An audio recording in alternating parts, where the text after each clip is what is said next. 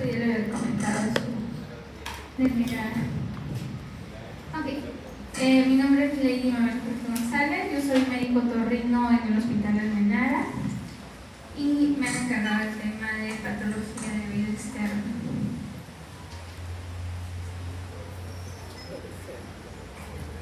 Entonces, dentro de lo que vamos a ver hoy día, vamos a tener que recordar que lo más importante de esto son las malformaciones congénitas y las otitis externas, ¿ya? Lo resto, por ahí sí son parte del conocimiento, pero creo que serían los temas más importantes. Bueno, y el manejo del tapón de cerumen, que probablemente lo vayan a ver en sus prácticas, y de paso también practicar un poquito de lavado de oídos, ¿ya? Entonces, hay características poco peculiares aquí en la parte del oído externo. Primero, tener en cuenta que el oído externo va a comprender desde el pabellón auricular y todo el conducto auditivo externo. El pabellón tiene ciertas características especiales. Bueno, esas son las partes, pero aquí destacar dos cosas. El hélice, que es el que le da la forma, y la parte del lóbulo, que es la parte que no tiene cartílago. Segunda cosa peculiar en la parte del pabellón es que la piel tiene muy poco tejido celular subcutáneo. Por tanto, cuando hay un proceso infeccioso, la posibilidad de que haya infección sobre la parte del cartílago es bien frecuente. Entonces, eso hay que tener en cuenta. Lo tercero es que el cartílago que da la forma va a tener una extensión hacia la parte externa o hacia el tercio externo del conducto auditivo. Y finalmente, otra estructura que es muy importante es el trago. ¿Por qué? Porque es una zona que nos va a dar una característica para el diagnóstico de la otitis externa, que es el signo del trago. Cuando presionamos sobre esta zona, vamos a generar dolor en los pacientes que tienen otitis externa, ¿ya? En adultos. Entonces, si le quitamos la piel, acá tenemos la estructura cartilaginosa. Interesante lo que les decía, ¿no? La parte del lóbulo carece de cartílago y por tanto, pues antes era la zona favorita para el tema del uso de los aretes, pero luego con la moda vinieron los famosos piercings. ¿Cuál es el problema? Los piercings están asociados a mayor aparición de pericondritis y ahorita cuando vemos esa parte lo vamos a conversar un poco, ¿ya? Otra cosa bien importante es que la porción del conducto, si se dan cuenta, esto vendría a ser el conducto, la pared anterior va a estar pegada a la articulación temporomandibular. Y de acá hay algo bien importante, hay muchas otalgias que son dolores referidos, es decir, no son dolores de oído, sino problemas de la articulación temporomandibular. ¿Por qué? Porque una está subseguida de la otra y por tanto nos podría dar la sensación de una otalgia cuando realmente no lo es, ¿no? Eso respecto al pabellón. Lo otro importante es, sabemos que el conducto auditivo tiene una forma de S itálica. ¿Y por qué? Porque también es una forma de proteger el tímpano. Lo segundo, les decía que la parte del tercio externo va a ser una continuidad del cartílago que viene desde el pabellón y también en esta zona, en el tercio externo, la piel va a tener características especiales. Va a tener un grosor bastante similar al resto de la piel que tenemos y tienen unas glándulas especiales que son las glándulas ceruminosas. El cerumen tiene un factor protector muy importante y ahorita lo vamos a ver. Pero a diferencia de esto, la parte de tercio medio y tercio interno más bien va a tener una piel súper delgada, casi carente de tejido conectivo, y se dice que el grosor en la parte de la piel del conducto, la parte interna ya, vendría a ser más o menos 10 veces más delgada que la parte del tercio externo, ¿ya? Otra característica importante del conducto es el tamaño. En promedio un adulto crece 5 centímetros, en niños puede variar 1.5 centímetros alrededor, ¿ya? Otra característica muy importante en esta zona es la inervación bastante fragmentada que tiene, y esto a veces nos explica algunos de los reflejos. los más importantes, la parte del nervio vago, que justamente va a estar relacionado con algunas respuestas. Por ejemplo, cuando nosotros hacemos lavados de oídos, muchas veces el paciente le da la sensación de tos o a algunos les puede dar la sensación de náuseas. Y es justamente ¿por qué? Porque tiene una rama del vago que puede estimular este tipo de respuestas. Luego tenemos ramas del facial, acá en la parte superior del conducto. Y eso es bien interesante porque también en caso de síndrome de Reich-Hahn, que tiene compromiso del séptimo par, vamos a encontrar que las vesículas generalmente van a estar dispersas en la parte superior del conducto, incluyendo un poco de la concha del pabellón auricular. Y finalmente tenemos ramas ya más pequeñas, el auriculotemporal, que es parte del trigémino. A veces los pacientes que también tienen neuralgias pueden referir que tienen dolor y sensibilidad en el pabellón. Y ramas cervicales que vienen por el nervio auricular. Ya, entonces esto es bien característico. Si se dan cuenta, es una zona de nuestro cuerpo con muchas características especiales. Entonces, dentro de las funciones vamos a tener que tenemos tres funciones principales. La de la localización y captación del sonido, es decir, acá se aplica el tema de la binauralidad. La binauralidad es un fenómeno por el cual nuestro cerebro suma la información que recibe de uno y otro oído. Y eso nos permite, por ejemplo, localizar, ¿no? O sea, de dónde viene el sonido, de la derecha, de la izquierda, de atrás, de adelante. Y es básicamente la comparación de la velocidad a la que ingresa en ambos oídos.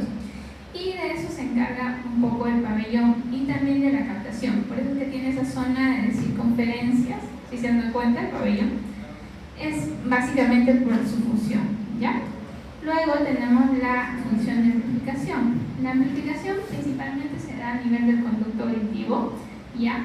Y el rango de ganancia va a variar más o menos entre 5 a 20 decibeles dependiendo de las frecuencias. Esto es como una curva de audiometría, ¿no? Acá tenemos los decibeles y acá tenemos las frecuencias.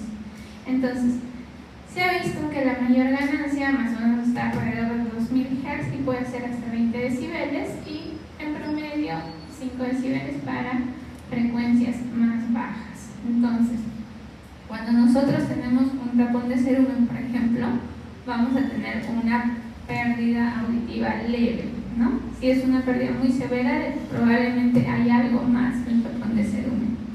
Y esta, yo creo que de todas las funciones, esta es una de las más importantes, la protección del oído medio. Y acá tenemos varios sistemas de protección.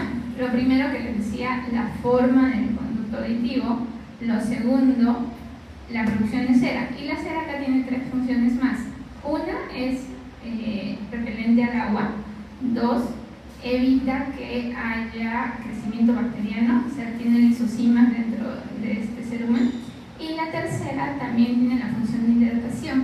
Es decir, no sé si ustedes tienen algún familiar, algún abuelo, tío que ya está más o menos de edad y se queja mucho del prurito de oído. Es porque estos pacientes ya tienen déficit de cerumen o de producción de cerumen. Entonces, el cerumen nos va a dar, uno, proteger que no entre ningún cuerpo extraño o líquido o algún tipo de estos al oído medio. Y segundo, nos va a dar que el oído funcione normalmente. Ahora, otra cosa bien interesante del cerumen es que tiene un sistema de autolimpieza. Es decir, el cerumen, según se vaya produciendo, las capas más externas se van a ir desprendiendo espontáneamente. Entonces, ¿cómo debemos limpiar el oído? Básicamente limpiar lo que está en la parte del meato, nada más. No debemos usar hisopos, no debemos usar palillos, no debemos usar ningún tipo de cuerpo extraño que pueda entrar dentro del conducto auditivo. Ya está completamente contraindicado, con el riesgo de generar lesiones, infecciones, etc. Hay ciertos casos de pacientes que tienden a generar tapones de cerumen por cambios de piel y en estos pacientes pues hay que hacer tratamientos dermatológicos, ¿ya? Entonces, justo lo que les decía, ¿no? El tema de la otalgia. Hace tiempo, cuando yo empecé la residencia, me acuerdo que todavía están los doctores que son mucho mayores. Incluso yo siempre le cuento a mi grupo que usábamos todavía los espejos frontales, que ahora pues ya no existen. Entonces, los doctores eran muy semiólogos, ¿no? Y nos hacían bastante hincapié entre diferenciar entre la otodinia y la otalgia. La otalgia venían a ser todos esos dolores de oído que realmente no tenían una causa propia de oído. En cambio, la otodinia sí era un dolor propio proveniente del oído. Entonces, vamos a ver este casito, rapidito nada más. Entonces, este paciente es un paciente hipertenso, mal controlado, varón de 52 años de edad. Hace 2 semanas refiere otalgia moderado que no impide sus actividades diarias.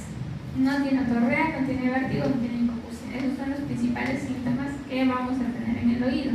Siempre preguntar por esos síntomas cuando haya alguien que aqueja alguna molestia en oído. A la exploración física encontramos pabellón normal, no hay hallazgos en otoscopía y también vemos que la parte de nariz y garganta están conservadas. Pero hay una cosa bien particular, tiene una articulación temporomandibular dolorosa a la palpación tanto en actividad como en reposo.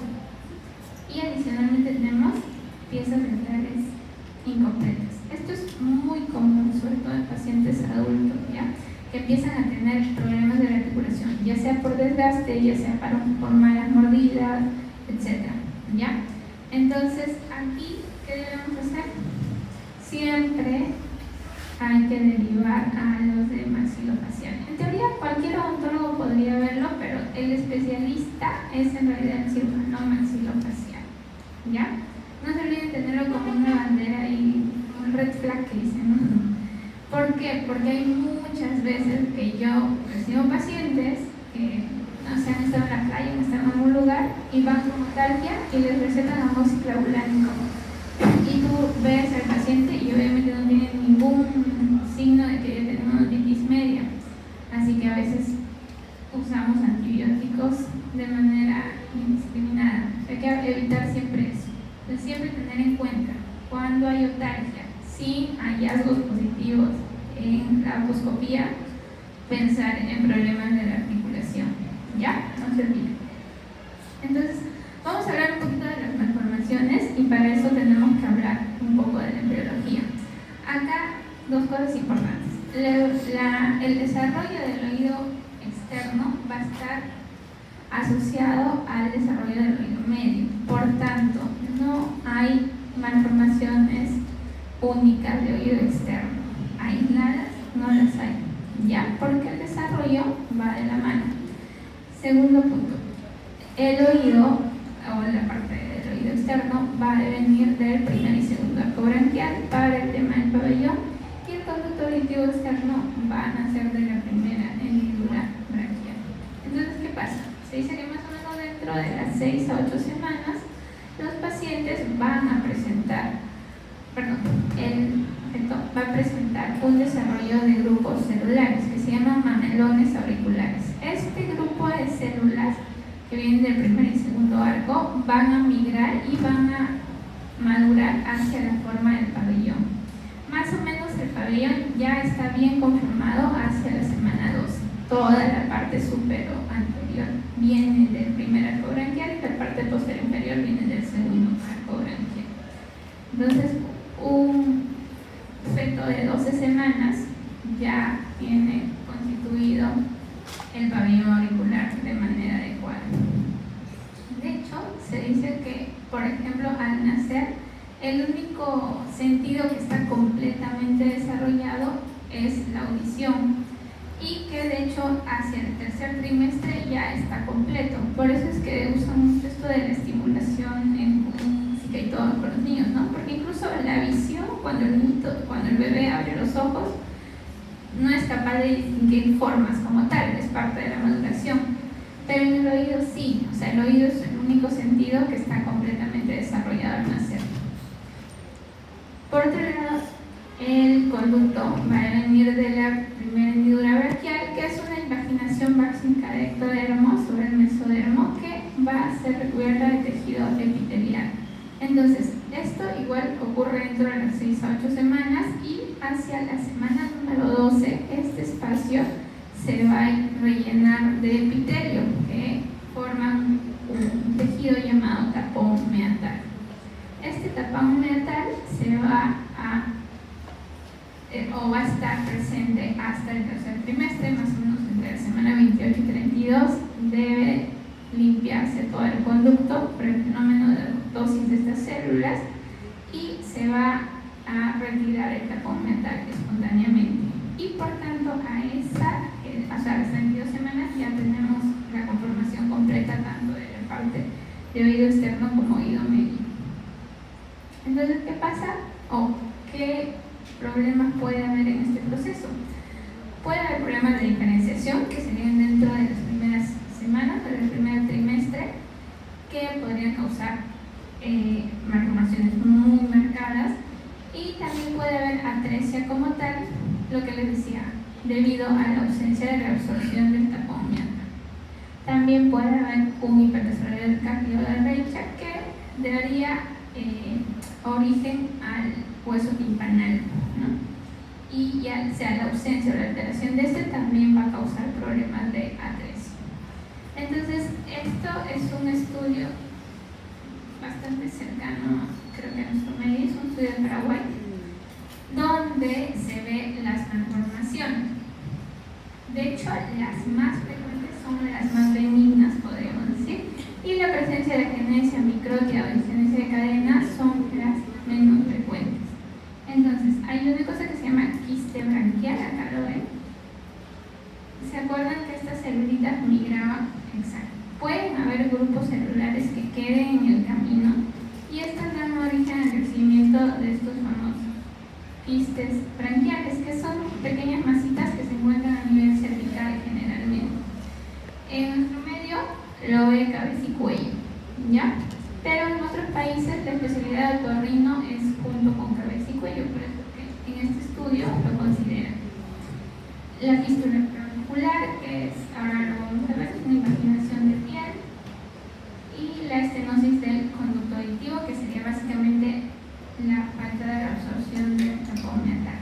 Entonces, ¿qué motivos de consulta vamos a tener con estos pacientes? O sea, la sola malformación sí puede ser motivo de consulta, porque es como que la preocupación más importante de los papás a veces, pero esa parte la maneja cirugía plástica, ¿ya?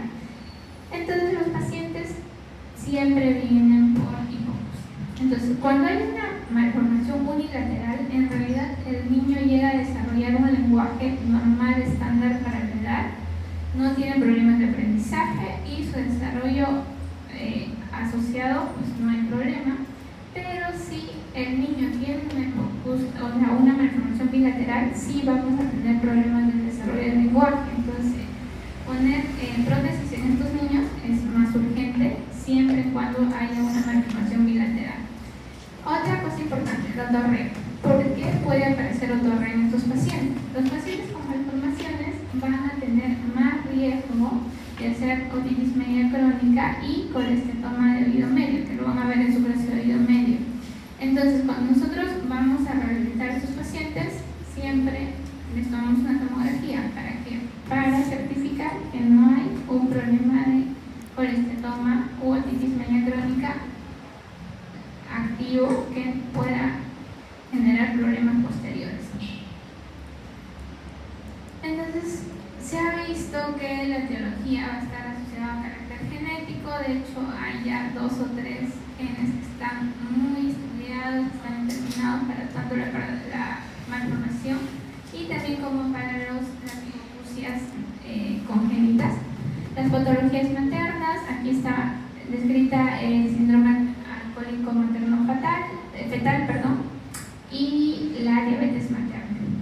En los fármacos, básicamente están el grupo de las tetraciclinas, la isotretinoína, uno de los más importantes. ¿Y por qué este medicamento es tan importante? Porque se usa en pacientes jóvenes, obviamente en edad reproductiva, por eso es un medicamento que escriben bastante, pero tiene un sistema o un grado de malformación de on-off, ¿no? O sea, si genera alguna malformación, va a ser muy marcada, o versus que realmente no pueda generar ninguna malformación en el niño.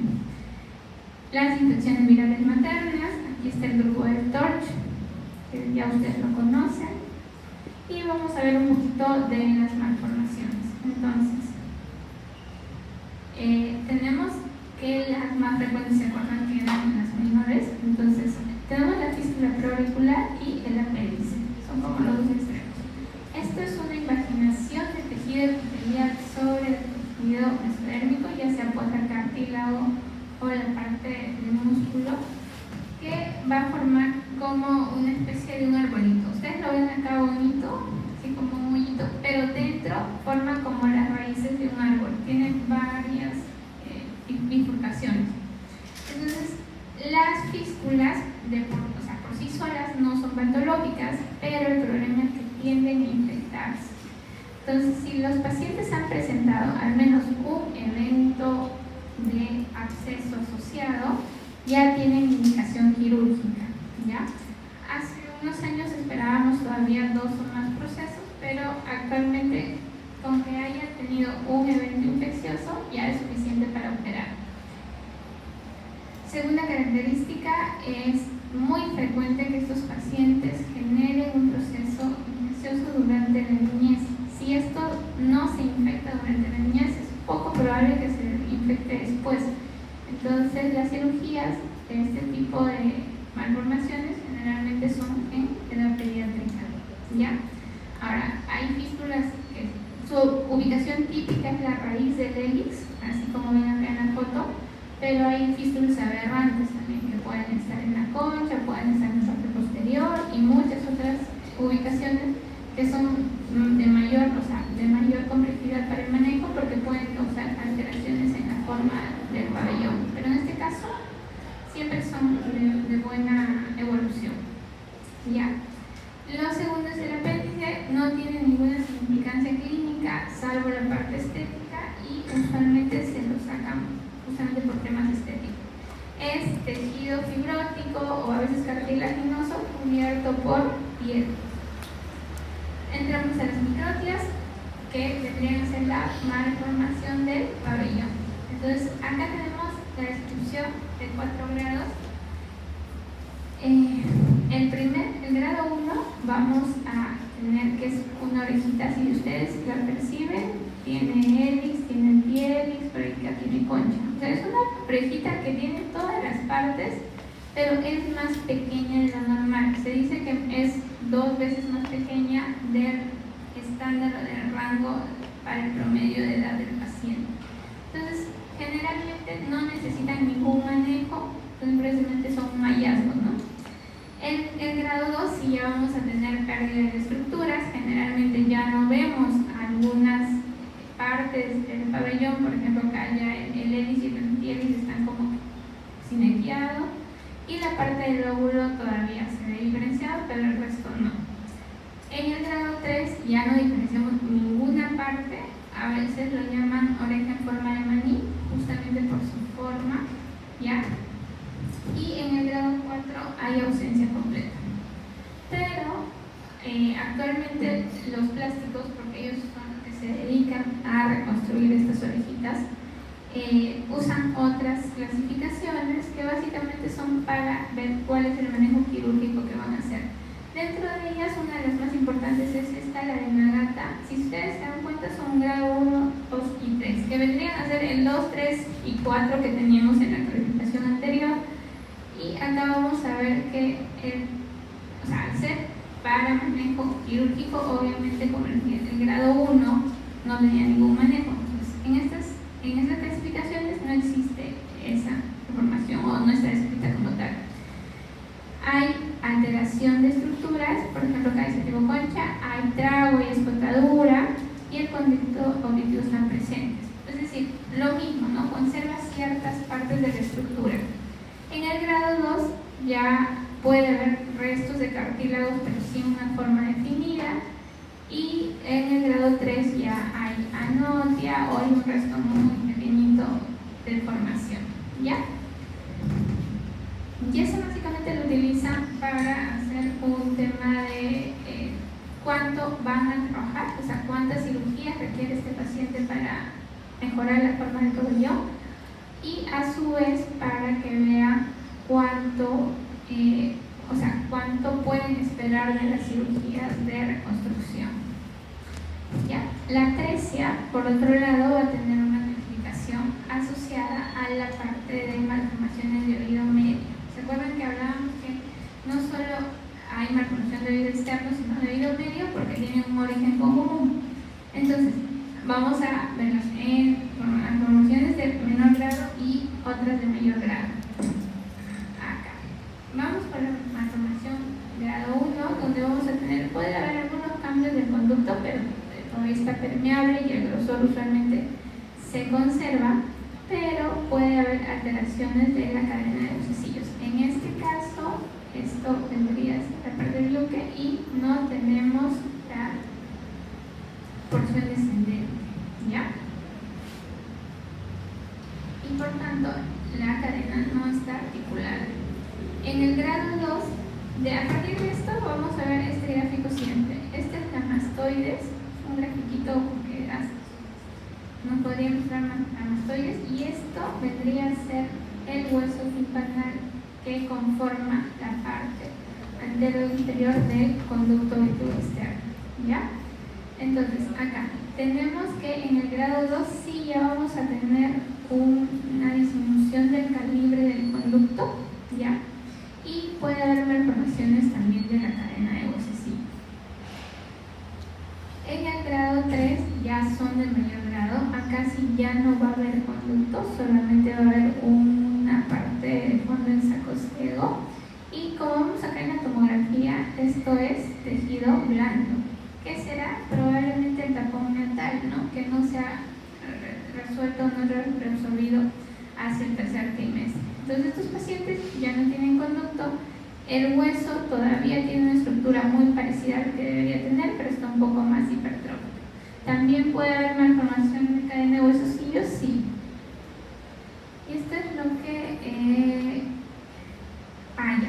Bueno, acá describo un poco la ocupación. No es un típico, pero sí, seguro que van a haber otras tomografías en clase. Normalmente el oído también es una cavidad aireada.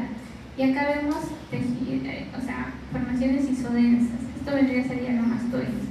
Probablemente este paciente adicionalmente tenga un colesteroma, ¿no? Y eso es lo que les decía, estos pacientes, porque no tienen una buena ventilación del oído medio por la malformación justo, tienen mayor riesgo de hacer colesteatomas o de tener colesteatomas congénitos, es decir, de nacimiento. En el grado 4 tenemos mastoides, pero ya no tenemos ni siquiera el esbozo del conducto, o sea, no es que esté cubierto por tejido blando, sino que ya es una masa ósea, es decir, el hueso timpanal no se ha llegado a desarrollar. Y en el grado 5 ni siquiera se desarrolló. En vez de tener el hueso timpanal, vamos a tener una parte con mayor osificación en la parte que vendría a ser la parte auricular, que se llama placa atrésica. ¿Ya? Obviamente estos pacientes también igual pueden tener mayor riesgo de colesteatoma, pueden tener malformaciones de huesecillos. Entonces, ¿qué hacemos con estos pacientes? Usualmente hay que ver si son parte, o sea, si son pacientes tributarios de o de usar prótesis, o si el paciente solamente se le da mantenimiento. Obviamente, si es una malformación aislada, es decir, solo el oído tiene el problema, pues vamos. Pero si de repente es un síndrome de Apert, un Goldenberg con un proceso de alteración neurológica o retraso del neurodesarrollo marcado, pues obviamente vamos a dar más que todo manejo de mantenimiento, ¿no? Entonces es importante diferenciar estos dos grupos de pacientes. La evaluación auditiva, que en estos niños se hacen con exámenes especiales. Hay una cosa que se llama potenciales auditivos de tronco, que son exámenes que evalúan la audición de manera sistemática, justamente en esos pacientes donde no podemos tener respuesta. Recuerden que aquí estamos hablando de niños, entonces para que un paciente, por ejemplo, pueda responder a una audiometría, tiene que tener cierto nivel de colaboración. Y eso pues aparece todavía a los 5 o 6 años, y eso en niños así muy colaboradores, ¿no? Pero en niños pequeños tenemos que valernos de otras herramientas. Hay también audiometrías de campo, que son audiometrías especiales que se basan en el juego, en la respuesta condicionada, etc., para tener un aproximado. Pero, de lo contrario, estos pacientes tienen que ir a los potenciales educados. Usualmente, en audiología, siempre se trata de hacer la mayor parte de exámenes. Es decir, si yo quiero evaluar a un niño de 3 años, si quiero evaluarlo audiológicamente, pues vamos a hacer todo: emisiones, timpanometría, potenciales educados, audiometrías de campo. ¿Por qué? Porque los valores de cada prueba son diferentes y son un tema de suma. Entonces, no hay una prueba mejor que otra. El estándar siempre va a ser la audiometría, pero justamente en niños no tenemos una audiometría en estricto que nos pueda hacer totalmente funcional. Entonces, siempre tratamos de hacer una evaluación extensa y también para verificar si una prueba está correlacionada con la otra. Entonces, en niños siempre tratamos de hacer la mayor parte de exámenes posibles. La tomografía, lo que les decía, que es importante ver si hay otitis crónicas o colesteatomas que debemos tratar antes de ponerle una prótesis fija al paciente. ¿Qué hacemos en la parte de otorrino? Básicamente nos preocupamos por la parte auditiva, ¿ya? Entonces, estos pacientes tienen que usar prótesis. Se sugiere que desde los 6 meses los pacientes usen audífonos de conducción ósea. Son audífonos especiales que no van a tener conducción por vía aérea, sino van directamente estimulando a la parte ósea. Estos audífonos se usan para que el nervio auditivo siga teniendo una función adecuada y en cuanto el paciente pueda ir a un implante de conducción ósea, que es como que el tratamiento final, pueda tener las condiciones auditivas. Entonces, ideal, los audífonos de conducción ósea a partir de los 6 meses hasta los 3 años, más o menos, que en promedio, 3 a 4 años, dependiendo del desarrollo, porque para poner estos implantes de conducción ósea necesitamos un mínimo de grosor de la tabla externa de la calota, más o menos 3 a 5 milímetros, dependiendo del tipo de implante que usemos. Bueno, estos implantes, este es un tipo baja, se llama, pero bueno, ahora hay implantes que son mucho más potentes, pero también la cirugía es un poquito más agresiva, si queremos llamar así. Entonces, muchas veces esperamos que estos niños tengan en promedio 3, 4, 5 años para poder ponerles el implante. También depende pues, de lo que tengamos en la mano, ¿no? Porque, por ejemplo, épocas donde no nos compran en el hospital, simplemente no les ponemos, ¿no? Ya esperamos que haya niños mucho más grandes. Pero como les digo, siempre con la prioridad de que los pacientes con malformación bilateral tienen la emergencia de usar este tipo de dispositivos. Hacen algunos pacientes terapia de lenguaje cuando sea necesario, seguimiento por nuestra parte si hay sobre todo problemas crónicos, por estoma o otitis media crónica, y el manejo quirúrgico es el que les decía, ¿no? El implante de conducción. Ya cuando nosotros hemos visto la parte auditiva, los de cirugía plástica empiezan a hacer sus reconstrucciones de pabellón. En general empiezan entre los 8 y 10 años, dependiendo del crecimiento del paciente. Utilizan hueso costal, cartílago costal, y piel puede ser de la zona del abdomen o de la zona inguinal, ¿no? Pero la verdad que son cirugías muy largas, en el sentido de que son muchas cirugías, desgastan al paciente y hay pocos realmente que tienen como que la técnica adecuada, ¿no? En el hospital, por ejemplo, de todos los plásticos, solo una doctora se dedica a esto. Una vez vi en la clínica un paciente que había ido a Estados Unidos, una doctora que solo se dedicaba a eso, y la verdad que sí, o sea, ese pabellón se parecía mucho a uno muy natural, ¿no? Pero pues son pocos los que realmente tienen esta magia de hacer esto. Entonces, ¿qué ha aparecido ahora? Hay prótesis de silicona que se parecen mucho al oído, al pabellón, y se ponen mediante tornillos, se llama Vistafix, y pues por ahí tenemos uno que otro en el mercado, pero no es muy común porque también son caros, ¿no? Y lamentablemente estos pacientes que tienen ese tipo de problemas pues, generalmente digo porque no siempre, son de recursos bajos, ¿no? Pero en otros países donde, por ejemplo, los seguros cubren todo esto, Colombia, Argentina, sí usan bastante este tipo de prótesis y pues evitan todas las cirugías que implica hacer una reconstrucción de oído. Y solamente les ponen un implante y ya. Entonces, eso es respecto a las malformaciones, ¿ya? Algo muy interesante que no les mencioné. Si hablamos que hay malformación tanto de oído externo como de oído medio, las pérdidas auditivas en estos pacientes, o sea, las hipoacusias, son súper marcadas. Pueden llegar hasta, en promedio, 60 decibeles de pérdida, ¿ya? Ese es un dato importante. En cambio, cuando hay malformaciones, por ejemplo, hipoacusias congénitas ya de oído interno, ahí sí generalmente son completas, o sea, hay una pérdida auditiva completa. Y en ese caso ya ustedes van a ver el manejo es diferente, están los implantes auriculares, pero en oído medio, en promedio, podemos llegar a perder entre 40 a 60 decibeles en estos casos de malformaciones, ¿ya? Traumatismos.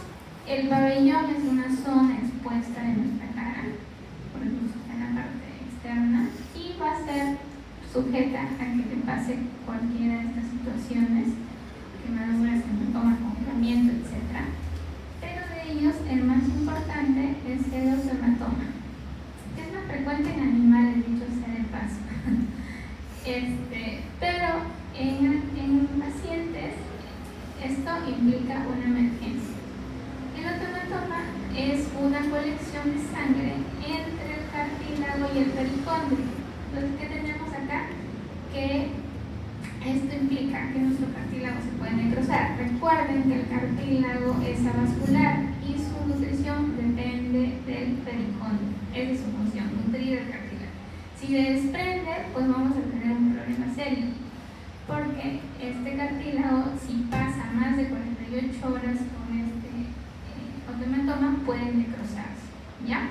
Entonces, ¿qué hacemos? En otorrino tenemos pocas emergencias. Una es la epistasis, se llama emergencia real, ¿no? Las fracturas, dependiendo de su nivel de lesión, y el osteomatoma también lo consideramos como una emergencia, ¿ya? ¿Qué hacemos? Drenamos, siempre hacer cortes amplios, porque el espacio que era antes bipolar y ahora real tiende a rellenarse. Entonces, siempre buscamos hacer un corte lo más amplio y drenar lo mejor que se puede. Ferurizamos, hay muchas formas de ferurizar. Entonces tenemos antes usábamos botones, me acuerdo, pero luego empezamos a usar las cajitas que vienen de las radiografías, luego se descontinuó. Actualmente he visto que, por ejemplo, hay un material que usamos mucho para hacer también las férulas de rino que se llama Thermoplas, y podrían ayudarnos también a poner las férulas en esta parte, porque es un material que es flexible. Y finalmente tenemos el uso de gasitas para ferurización. Todos estos se usan con puntos transfixiantes, es decir, puntos que van de lado a lado, ¿ya? Antes también se usaba el yeso. Bueno, ahora creo que ya hace mucho tiempo que no lo veo, pero cuando yo empecé también usaban yeso. ¿Pero qué pasaba? Le ponían su yesito al paciente, todo bonito, y el tercer día venía sin nada. ¿Qué pasó? Se había caído, porque al inicio hay bastante edema. Y hay otra cosa en estos casos, hay que darle antibiótico y antiinflamatorios. Entonces bajaba el edema, bajaba la inflamación y se caía en la férula de yesito. ¿Cuántos días debe estar la férula? Al menos 7 a 10 días, ¿ya? Y pasamos a las infecciones. Dentro de las infecciones, la más importante es la celulitis, la pericondritis y la infección por el zóster. En realidad hay una falta de diferenciación entre la celulitis y la pericondritis, porque toda infección del pabellón se comporta como una pericondritis. Antes este cuadro era muy extraño en pacientes jóvenes, ¿ya? Y ahora los pacientes que más tienen pericondritis son los pacientes jóvenes. ¿Por qué? Por el uso de piercing, ¿ya? Entonces, en esta figura pues describimos un paciente muy adulto y uno muy niño, que era como que lo clásico, pero actualmente ya no. Entonces, estos pacientes van a presentar un edema marcado, dolor y edema en esta zona. El germen más común aquí es la Pseudomonas aeruginosa y por tanto hay que ver cómo va a ser el tratamiento. El diagnóstico es clínico, pues uno lo ve y dice, esto es una pneumotritis, ¿no? Siempre hay que empezar un tratamiento lo más pronto posible porque al igual que en un hematoma hay riesgo de necrosis del cartílago. Siempre hay historias de manipulación, o les picó algo, qué sé yo, pero como les digo, lo más frecuente actualmente es el uso de piercing, ¿ya? Entonces, tratamiento quinolona, porque es más frecuente, Pseudomonas, pueden ser beta-lactámicos, aminoglucósidos, realmente casi no usamos mucho, pero la guía es esto. Puede ser de manejo bioral. Si no tiene respuesta en 72 horas, pues va a necesitar manejo endovenoso probablemente, ¿ya? ¿Por qué? Porque esta zona, al tener un tejido subdérmico muy delgado, tiene poca vascularización y por tanto la llegada del antibiótico por vía endovenosa, a veces por vía sistémica, a veces es pobre. Entonces tiene el problema de ser un poco más resistente al tratamiento.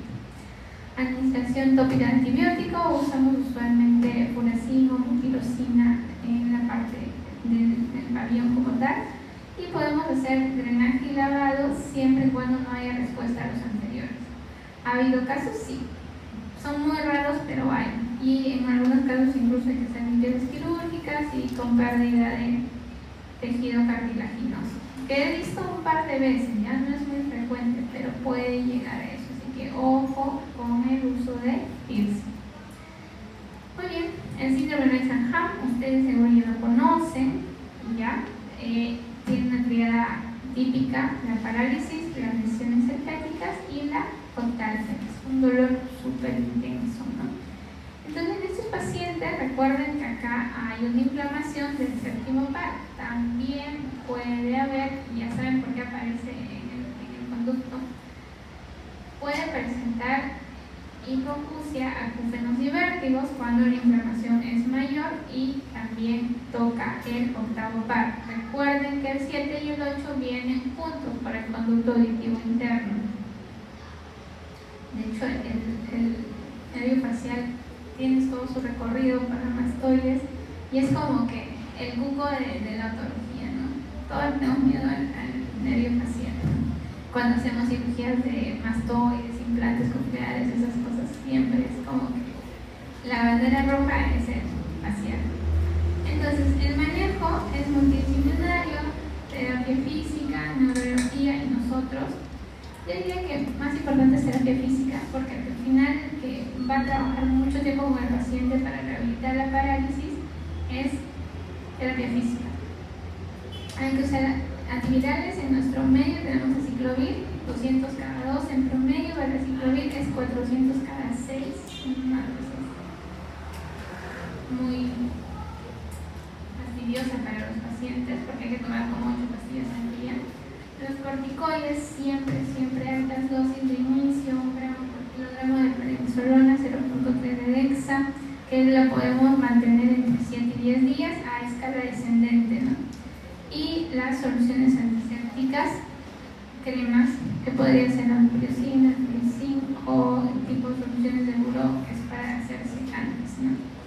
Entonces vamos a ver primero las otitis y luego vemos los casitos, entendiendo, nos alcanza el tiempo, ¿ya? Entonces ahora separan todo, que todos están durmiendo.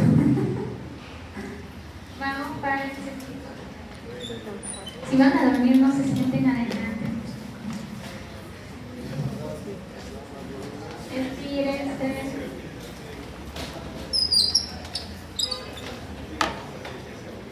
Esta es la peor hora, ¿no? Pero ustedes se han ido a su práctica, han vuelto, han almorzado. Vamos, ¿ya se despertaron? Ya volvieron.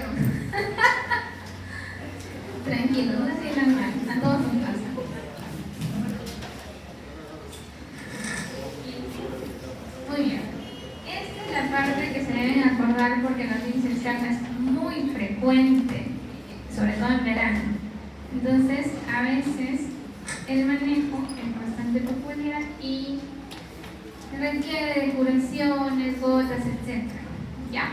Entonces, las otitis externas son un grupo de otitis que van a ser básicamente infecciones dentro de la parte externa del oído. La localizada aguda básicamente es como un pequeño frúnculo que sale en la zona de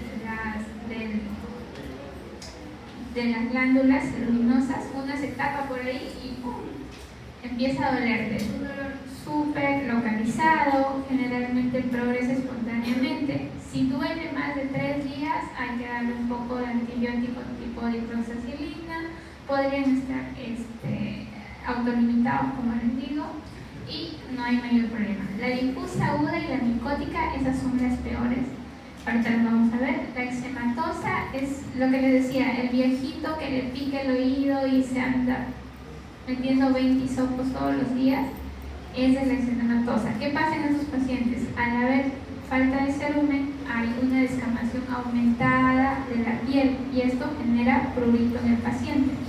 Y la maligna, que también la vamos a ver ahora. Entonces, en las otitis externas siempre va a haber un antecedente. El paciente se ha estado arrugando el oído, se ha ido a la piscina, se ha ido a la playa, o de pronto estuvo haciendo algo y se lesionó, qué sé yo. Siempre hay un antecedente. Y el paciente va a cursar con otorrinolaringología. Es una otorrinolaringología intensa, sobre todo en las difusas, otorrea, que puede ser de diferentes tipos. La plenitud óptica, o sea, la sensación de ocupación del conducto, dolor mandibular. Cuando la inflamación es muy marcada, el paciente tiene hasta dolor al hablar o al ingerir o mascar, ¿no?, al ingerir alimentos. Y lo que les decía, el signo del trago positivo, no se olviden. ¿Ya? Si tienen por ahí duda y será, no será, se ponen dedito en el trago y el señor le duele, sí. Si te dicen sí, esa es una otitis externa. ¿Ya? Sobre todo en las difusas hay un dolor súper intenso ahí. Entonces, la otitis externa difusa es la otitis externa bacteriana como tal, ¿no? Está asociada a Pseudomonas, está caracterizada por un edema súper marcado de la piel, asociado a secreciones que pueden ser purulentas o cero purulentas, o sanguinopurulentas también, y va a haber una disminución del calibre. En cambio, en las micóticas va a haber menos inflamación, pero va a haber más crecimiento de hifas. Los gérmenes más importantes acá son la cándida y el aspergillus niger, ¿ya? No son tan dolorosas como las difusas, pero sí molestan, como una sensación de cuerpo extraño, y muchas veces estos pacientes lo que refieren es que tienen un prurito muy intenso asociado a un leve dolor. Tratamiento. El diagnóstico hay que mirar con el oído. Por eso, una buena inversión, esto es un punto 2. Una buena inversión, así como todos tienen su estetoscopio, estoy segura, es que se compren un otoscopio, porque cuando roten por pediatría, vayan a su internado, vayan a su serum, les va a salvar la vida. Y no están muy caros, así que es una inversión más.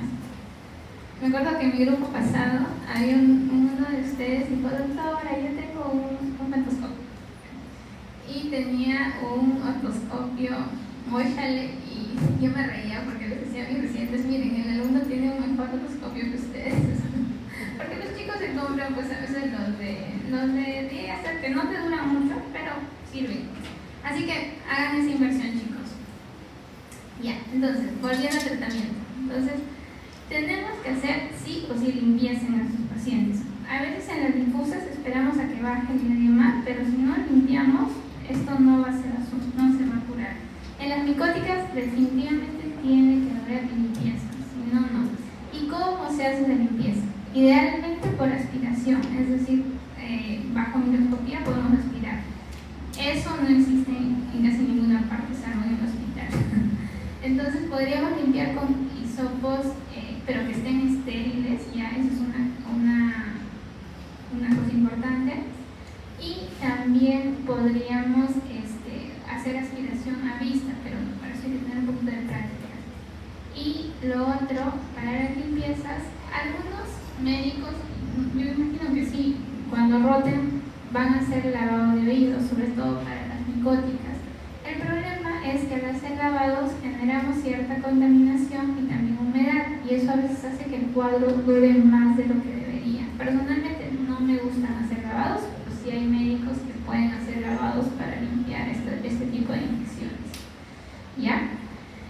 Luego de la limpieza podemos usar gotas o cremas, eso también depende mucho del gusto de cada otorrino.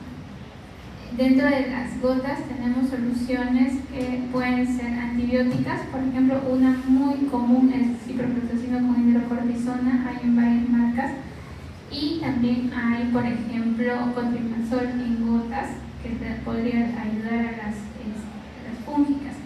Pero en las fúngicas también nos ayudan mucho estas dos soluciones, el alcohol boricado, se llama así, en una concentración al 5%, y el ácido acético al 2 o 5%. Estas soluciones ayudan mucho en el tratamiento de las otitis micóticas. En las difusas nos ayudan las soluciones con antibacterianos, la que les dije, ¿no? La de cipro con hidrocortisona, también hay ciprofloxacino solo, pero la verdad que la anterior funciona mejor. Y revaloración, es decir, un paciente con otitis externa no se puede curar en una sola cita, tiene que tener al menos 2 o 3 controles dependiendo de la gravedad. ¿Qué pasa si no se tratan bien? Al inicio es un problema totalmente externo. Si el proceso se alarga más de 3 semanas, siempre hay riesgo de lesionar el tímpano, ¿ya? Entonces ahí ya viene otra complicación. Por otro lado tenemos la otitis externa maligna. ¿Y por qué se llama maligna? Porque es rápidamente invasiva, es decir, en estos tipos de otitis, pues todo el problema es de piel y se acaba siempre en piel. En la otitis externa maligna empieza con un problema de piel y termina siendo una osteitis, ¿ya? Entonces es típica en pacientes con edad avanzada, diabéticos mal controlados, o otro tipo de hipoinmunidad, ya por ejemplo pacientes renales, pacientes con otras patologías reumatológicas también pueden tener riesgo de hacer esto. Entonces, para el diagnóstico de la otitis externa maligna tenemos los criterios mayores y los criterios menores. Tenemos dolor, otorrea, edema de CAE. Dentro de los criterios mayores, granulaciones y ulceraciones, es decir, en la curación vemos a veces tanto úlceras como granulomas, que son pequeñas lesiones que al tocarlas sangran un montón. Ideal en los pacientes hacer gamografía, pero obviamente la gamografía pues no la consigues en cualquier sitio, ¿no? Entonces, una buena opción a la gamografía es la tomografía, pero igual dentro del criterio mayor todavía está la gamografía. Los abscesos y el cultivo de pseudomonas es muy importante, ¿ya? Criterios menores, diabetes, todo lo que conocemos, insuficiencia en tratamiento, que haya datos de afectación ósea en radiológicos, es lo que les decía, ¿no? Si no tenemos gamografía podemos usar una tomografía, al menos necesitas 2 criterios de acá y 3 de aquí para el diagnóstico. El mal estado y la afectación de pares ya son cuando el cuadro está muy avanzado, pero estos cuadros son de rápida evolución, es decir, pueden evolucionar dentro de 7 a 14 días hasta generar un problema neurológico importante. ¿Ya? Diagnóstico, lo que les decía, gamografía clínica y la tomografía. Tratamiento. Estos pacientes siempre son de tratamiento endovenoso hospitalario. ¿Por qué? Porque además de darles antibióticos, hay que estabilizar, por ejemplo, en los diabéticos la glucosa u otro problema de fondo. Entonces, estos pacientes siempre tienen que tener manejo hospitalario. Y finalmente tenemos una patología que está ahí en el limbo, que no se sabe si es de oído medio o de oído externo, pero me parece que por definición y por estructura es de oído externo. El oído, la membrana timpánica tiene 3 capas, ¿no? La epitelial, que es una continuación del epitelio del conducto, la membranosa y la mucosa. La meningitis es una inflamación en la capa epitelial que se caracteriza por formación de bulas, que son estas, ¿no? Que son inflamaciones que se llenan de tejido, de contenido hemorrágico y son súper dolorosas. Es muy frecuente en niños, empieza con una fiebre muy alta asociada a una atalgia intensa. El germen más relacionado ha sido el virus respiratorio, por tanto el tratamiento es de mantenimiento. Algunos refieren que romper las bulas ayuda mucho, pero imagínate un niño con que le está doliendo, obviamente no se va a dejar hacer nada. Entonces, el manejo, evolución espontánea, uso obviamente de antiinflamatorios, paracetamol básicamente. El ibuprofeno también es una buena opción en los niños, hay que tener cuidado con los asmáticos siempre. Y el uso de antibióticos es una discusión, de hecho ninguna religión se pone de acuerdo en esta. Y yo creo que acá hay que sumarlos, ¿no? Si es un paciente, por ejemplo, acá en la clínica, que tú le dices, señora, viene en 3 días, la señora te va a traer el poquito en 3 días, bien. Pero si tienes un paciente del seguro que ni siquiera lo puedes ver porque a veces tenemos tanta carga ya, le das su antibiótico de todas maneras. Entonces siempre tenemos que evaluar al paciente, ¿no? Por más la guía diga X, Y, Z, hay que ver la realidad de cada paciente y las características de cada paciente. Entonces, tumores, importante para que se recuerden, el osteoma, que es una formación ósea que crece en el tercio externo del conducto y básicamente es una formación ósea con pedículo. El tratamiento quirúrgico. Y en cambio, el exostosis, más que un tumor, es un crecimiento reactivo de la parte ósea del conducto como un tema, yo creo, como un tema de protección. ¿Por qué? Porque es bien común en pacientes que están expuestos al agua de mar, pescadores, nadadores, los corredores de tabla, etc. O sea, todos los que tengan exposición crónica al mar, estamos hablando de pacientes que se exponen por años, tienden a tener exostosis. Y básicamente es un crecimiento del tejido óseo de manera desordenada. Tratamiento también quirúrgico, pero a diferencia de esto que tiene una parte de fijación, acá todo está disperso. La cirugía es mucho más prolongada y trabajosa. Y aquí está el negocio de los tapón. El tapón de cerumen. ¿Ya? El tapón de cerumen puede ser del color que ustedes imaginen. Puede ser un amarillo, un blanco, un medio blanco, medio gris, hasta un negro como esto. ¿Por qué? Porque va a depender del tiempo que el tapón esté ahí. Obviamente, la producción de cera siempre va a ser de color amarillento, pero se puede ir oxidando con el tiempo, ¿no? Entonces, la única indicación así exclusiva del lavado de oído, o sea que sí o sí tiene que ser, es el tapón de cerumen. Todas las demás indicaciones son relativas. Entonces, el lavado seguro lo van a hacer en sus prácticas. No tengo mucho tiempo, chicos, perdón. Sí, no tenemos tiempo. Y los cuerpos extraños. Esto también lo van a ver un poco en sus prácticas. Es importante que diferenciemos qué tipo de cuerpos extraños. Si son orgánicos, no van para lavado, más bien usamos cureta.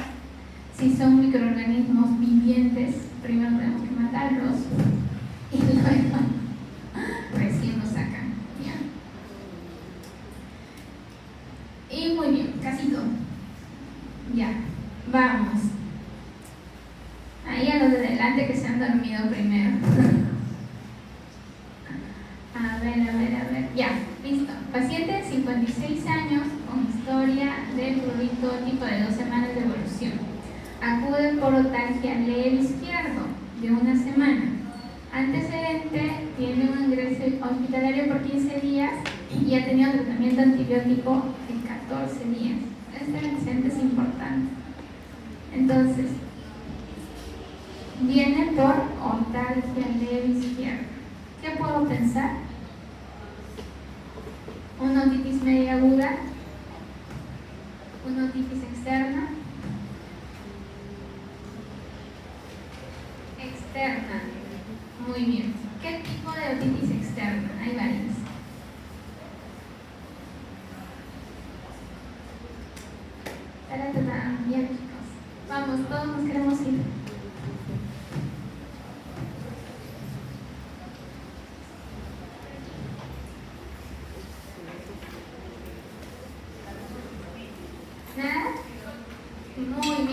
fármacótica. ¿Se acuerdan que el paciente tiene tratamiento antibiótico de bastantes días? ¿Qué pasa con los tratamientos de bastantes días?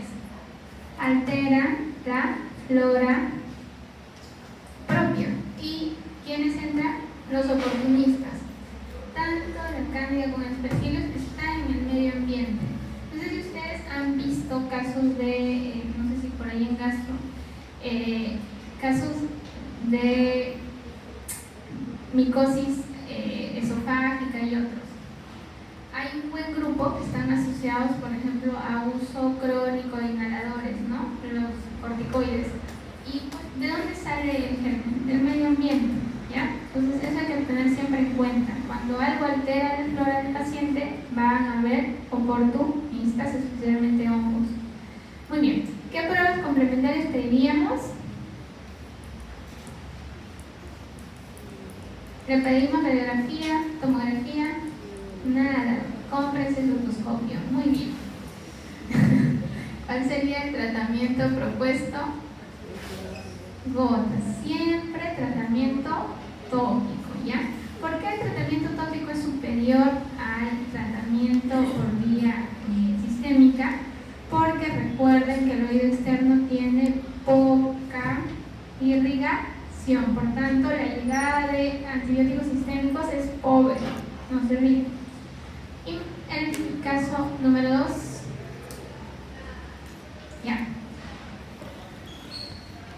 Paciente mujer de 16 años, no tiene antecedentes, practica natación. Desde hace 4 días se queja de prurito y dolor intenso en el oído derecho. Se han manipulado los oídos con hisopo. En cuenta siempre hay antecedentes. El dolor del oído aumenta con la masticación y al tocarse. Pabellón auricular inflamado, con huellas de otorrea cero purulenta, conducto auditivo externo tumefacto, así como el de la fotito. Y con disminución del calibre. Exudamiento aumenta el dolor de la palpación y a la colocación del otoscopio. ¿Cómo se llama ese signo? Muy bien, signo de claro, ya. No todos han dormido, muy bien. ¿Cuál es el diagnóstico? Es una otitis externa difusa, ya saben, con nombre y apellido. ¿Qué datos del interrogatorio apoyan al diagnóstico? No, del interrogatorio. Esto es anamnesis. La A, la B.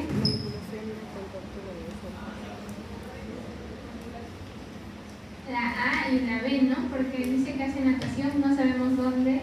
Y la manipulación de conducto, eso es básico ya. ¿Cuál es el agente? La pseudomona, muy bien. La pseudomona es un perseguidor en el oído. Los pacientes con colesteroma también tienen su carga de pseudomona terrible. Por ahí seguro alguno ha visto un colesteroma y huele, señor. La causa de hipoacusia, pero tiene hipoacusia del paciente. ¿Será leve, severa, moderada? Usualmente leve. Recuerden que la ganancia del conducto es promedio máximo 20 decibeles. Obstáculo de la conducción sonora por el conducto auditivo externo. Muy bien, chicos, recuérdense, todo dolor de oído que no tiene nada a la otoscopía, no le den antibióticos. Probablemente problemas de articulación temporomandibular, y las otitis externas siempre van a tener inflamación y secreciones a la otoscopía, ¿ya? Y el tratamiento por vía tópica es siempre superior. ¿Cuál sería el tratamiento acá? Gotas más limpieza. ¿Solo gotas? No, siempre hay que limpiar. Muy bien, gracias.